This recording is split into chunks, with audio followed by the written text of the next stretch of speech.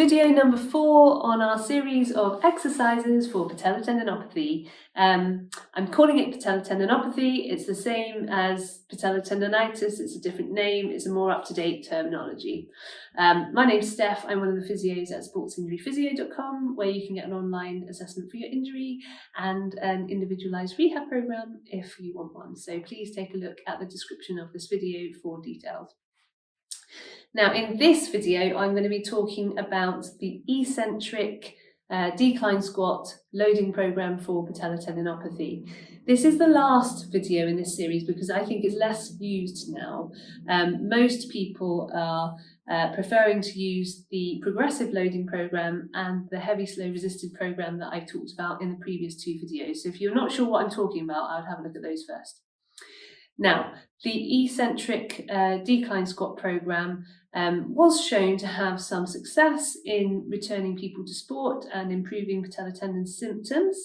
This is done on a decline board where you slowly do an eccentric squat on one leg, and then you come up using either your other leg or both legs. So you're only working on the downward movement. It's done on a decline board so that you offload the calf and that you're concentrating on loading the patellar tendon. It's very prescriptive.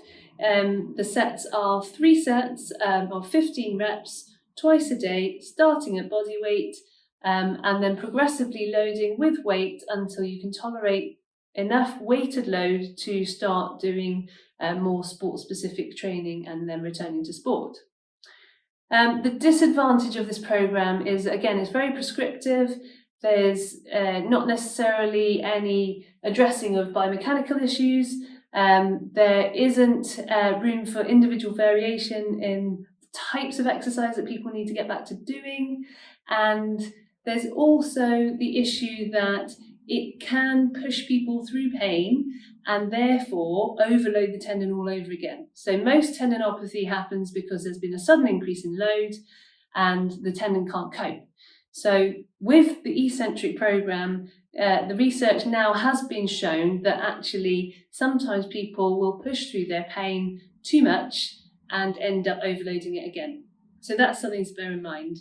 I apologise for the decline or lack of decline board because I really don't use this program so much anymore. This is one that probably was in the literature and popular about 10 years ago or so, and it's probably now less used compared to the other 2 loading programs. I hope this has clarified a little bit for you. I would highly recommend that if you do need to return to sport or return to training after this sort of injury, that you do get some guidance from someone about A, what sort of things you need to address in your training, B, what sort of biomechanics you need to address, glutes, core, etc.